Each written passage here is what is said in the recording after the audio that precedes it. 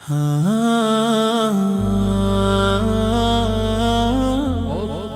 अली रज़ियल्लाहु ताला अन्हु हजरत अली अकबर को गोद में लेते थे। गोद में लेके इरशाद फरमाते हैं कि हुसैन, ये हम शबीहे मुस्तफा है, इसका चेहरा, इसकी रंगत, सब कुछ हुजूर करीम सल्लल्लाहु अलैहि वसल्लम से मिलती है। और उसके बाद में आपकी पेशानी को हजरत अली चूमने लगते हैं, आपके हाथों को चूमने लगते हैं।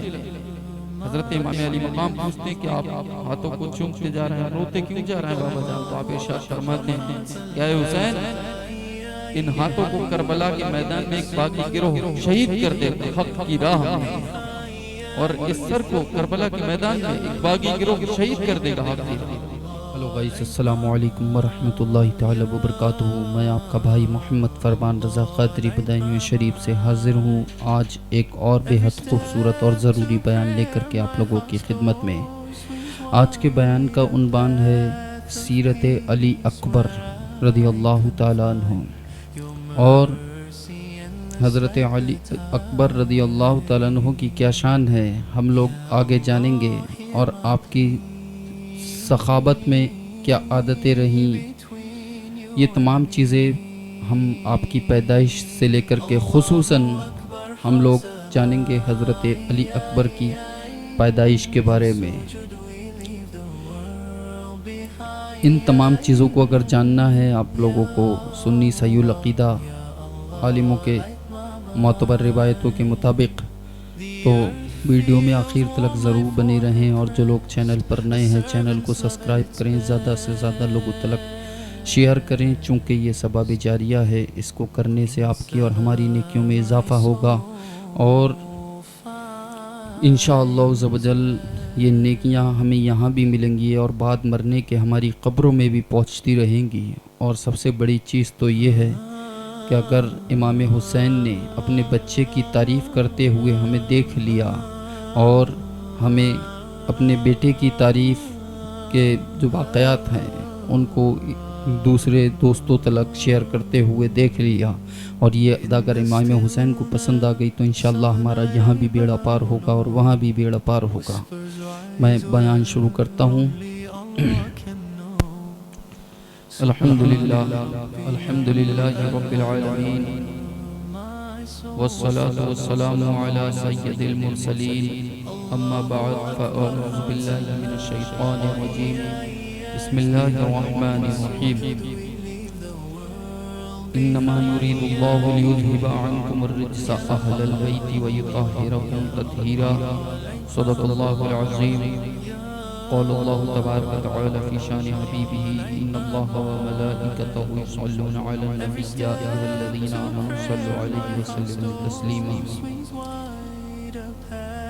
आइए हम और आप सबसे पहले अपनी गुलामी का सबूत देते हुए आक़ाए नामदार दोनों आलम के मालिक व मुख्तार, हम गरीबों के गमगुसार हुज़ूर पुरनूर जनाब मुहम्मद रसूलुल्लाह सल्लल्लाहु अलैहि वसल्लम की बारगाह अक़दस में दरूद व सलाम की डालियाँ पेश करें। पढ़िए अल्लाहुम्मा सल्लि अला सय्यदना शफ़ीअना हबीबना नबिय्यना मौलाना मुहम्मदिन व बारिक व सल्लिम अलैहि। सल्लु अलैहि सलातु व सलामुन अलैका या हबीबी या रसूलुल्लाह सल्लल्लाहु तआला अलैहि व आलिहि वसल्लम।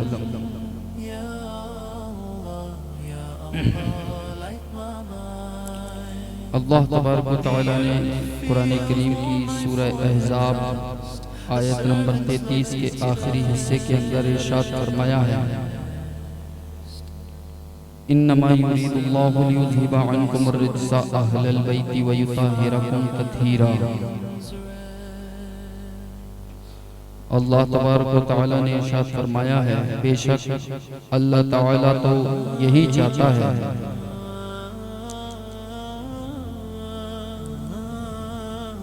अल्लाह तबारक व तआला तो यही चाहता है कि ऐ नबी के घर वालों, तुम्हें हर नजिश, हर नापाकी, हर बुराई से पाक कर दे।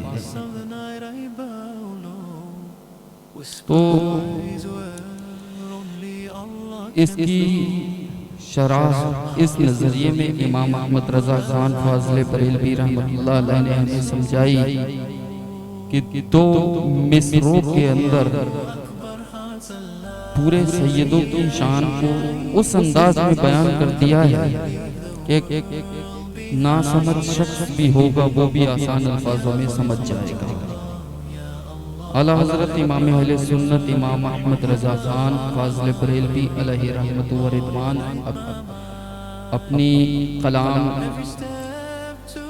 के अंदर इरशाद फरमाते हैं कि तेरी नस्ल पाक में है बच्चा बच्चा नूर का,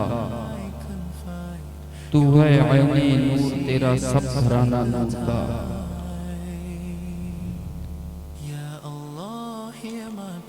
तो अल्हम्दुलिल्लाह ये शान ये आज़मत अल्लाह तबारक व तआला ने अहले बैत को अता फरमाई कि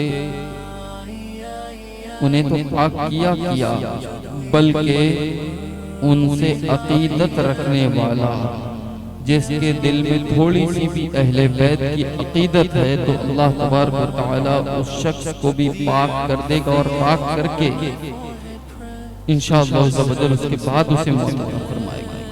ये मैं सही मोतबर दलीलों के साथ यूँ बोल रहा हूँ चूँकि जब गौसुल आज़म दस्तगीर काबे शरीफ की सफाई अपने पलकों से कर रहे हैं और रोते जा रहे थे तो एक गैबी आवाज़ आई थी आपके पास में, क्या अब्दुल कादिर मैं वादा करता हूँ कि जो तेरा मुरीद होगा उसे उस वक्त तक हम मौत नहीं देंगे जब तक कि वो तौबा ना कर ले और उसे तौबा नसीब ना हो जाए।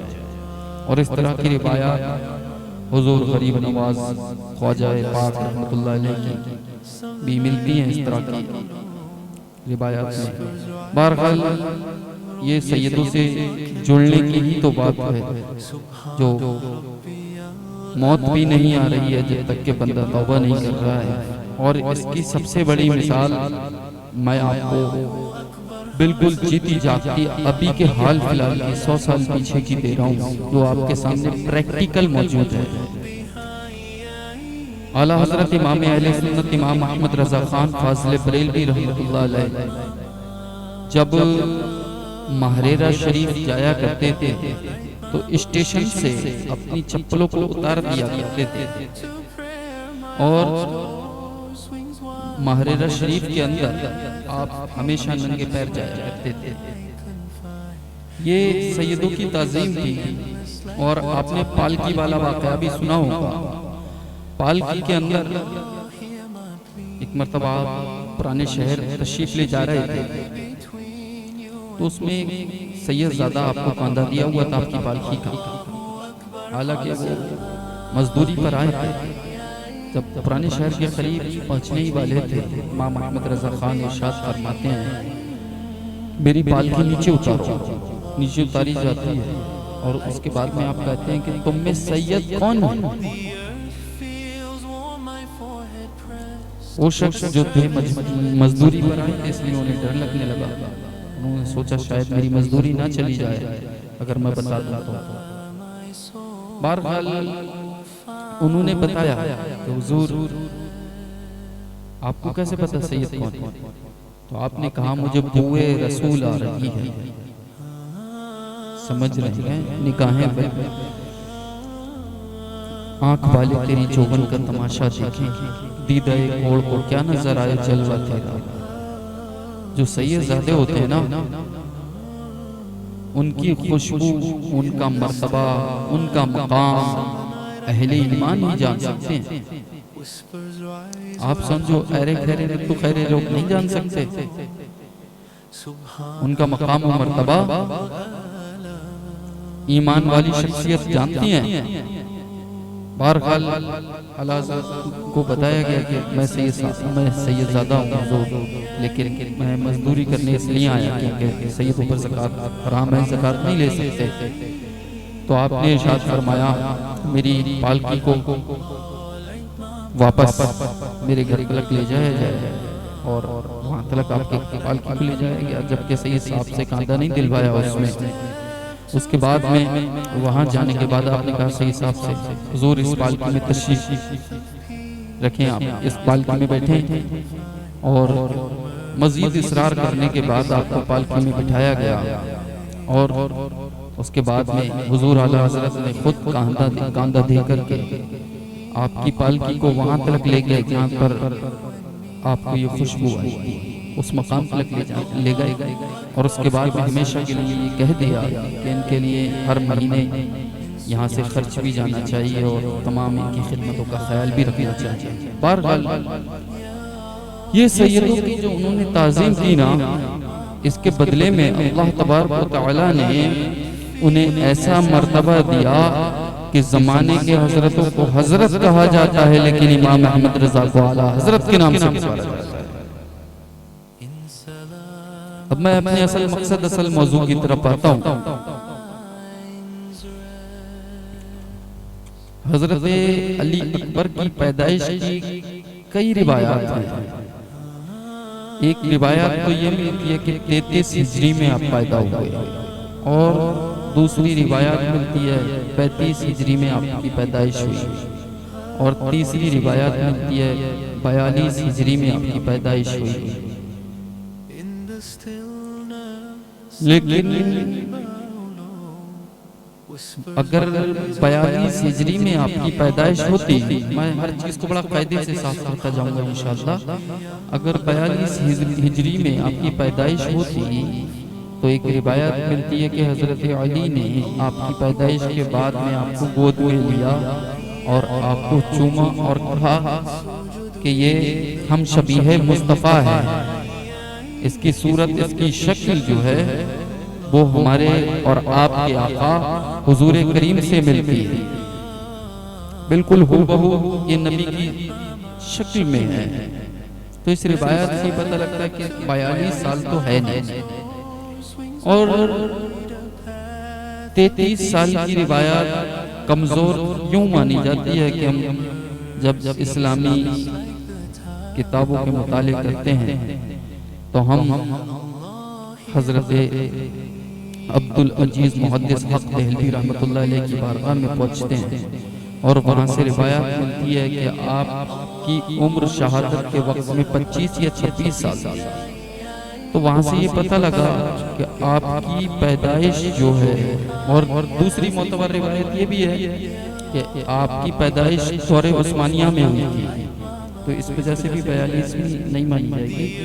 बहरहाल 35 हम इसलिए मानते हैं, हजरत अब्दुल अजीज मुहद्दिस हक दहलवी रहमतुल्लाह अलैह ने इरशाद फरमाया है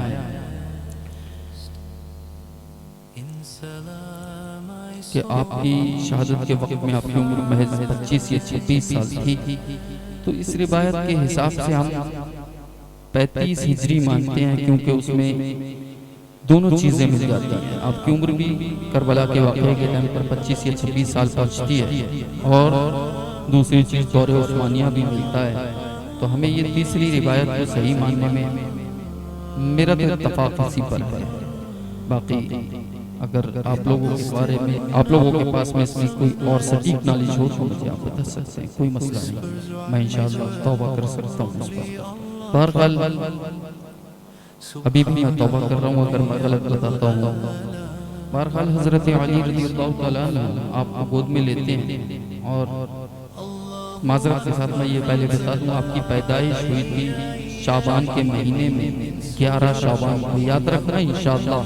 अब किसी आपकी यौम पैदाइश भी मनाएंगे, 11 शाबान को आपकी पैदाइश हुई। लोग एक यौम पैदाइश रबीउल अव्वल मनाने पर हम लोगों के ऊपर एतराज करते हैं ना। इंशाअल्लाह आपकी से अली अकबर की भी यौम पैदाइश मनाएंगे, और हुसैन पाक की भी मनाएंगे। जितना हमें पता लगता रहेगा इंशाअल्लाह हम मनाते चले जाएंगे। खाक हो जाएं अदू चलकर मगर हम तो रज़ा, दम में जब तक दम है जिक्र उनका सुनाते जाएं।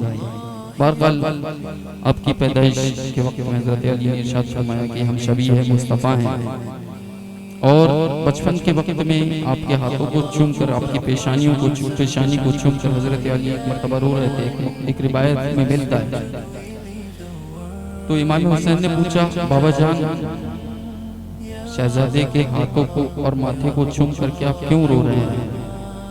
तो इरशाद फरमाया, हुसैन ये करबला की मैदान में तेरी हिमायत में उठे गए घास और एक बागी गिरोह इन हाथों को शहीद कर देगा। और इस सर को भी शहीद कर देगा। यहाँ से ये पता लगता है कि हजरत अली ने करबला की पेशन गोइयां फरमाई हैं। जब हजरत अली के इल्म का आलम ये है तो हुजूर करीम सल्लल्लाहु अलैहि वसल्लम के इल्म का आलम क्या होगा।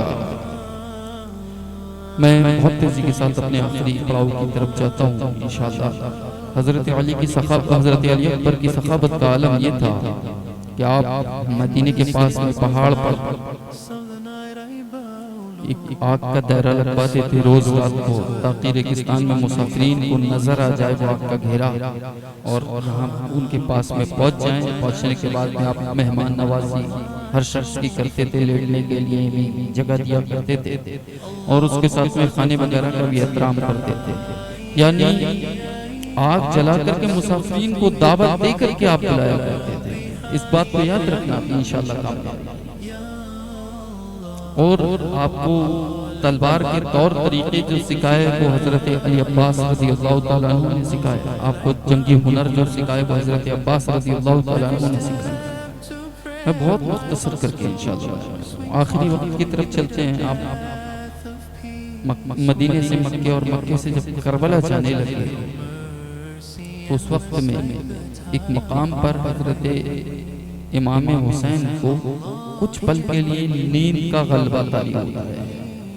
उस गलबे में आप ख्वाब में देखते हैं कि कोई घुड़सवार कह रहा है कि लोग आगे जा रहे हैं और मौत इनके पीछे आ रही है।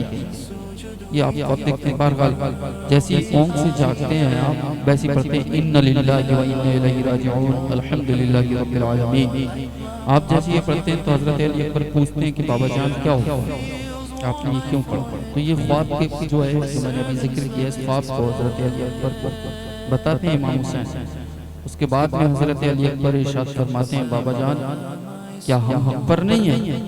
आप कहते हैं बिल्कुल हम हक पर हैं। तो हजरत अली अकबर इरशाद फरमाते हैं अगर हम हक पर हैं तो गम करने की जरूरत नहीं, इंशाअल्लाह मौत हमको आके जकड़ ले या हम मौत को पकड़ लें, लेकिन इंशाअल्लाह ज़बदल इस्लाम का दामन नहीं छोड़ेंगे। इस तरह आप करबला शरीफ पहुंचते हैं और करबला के अंदर आपका जो जलाल था और जो आपने कमाल दिखाया उससे तो लगभग सभी लोग वाकिफ हैं अल्हम्दुलिल्लाह। बड़ा कमाल का आपने रौब दिखाया था। यजीदी फौज के लोग ये कह रहे थे कि लगता है अली आ गए या हुजूर खुद ही तशरीफ ले आए हैं। इस तरह के मामला आपकी जिंदगी के कुछ मुख्तसर अल्फाज में मैंने बताने की कोशिश की जो सही रिवायतों में मौजूद हैं। मौला मेरे बताने में कोई गलतियाँ हुई हों, कोई खामियाँ हुई हों, उन्हें अपनी रहमतों से मुआफ़ अता फरमा और मौला इन तमाम चीज़ों पर मुझे भी अमल करने की तौफीक अता फरमा और तमाम उम्मत मुहम्मदिया को भी अहले बैत से सच्ची मोहब्बत अता फरमा। मौला करीम अस्तगफिरुल्लाह रब्बी मिन कुल्ली ज़ंबिन व अतूबु इलैहि व आखिरु दावाना अनिल हम्दुलिल्लाहि रब्बिल आलमीन। अस्सलामु अलैकुम व रहमतुल्लाहि तआला व बरकातुहू।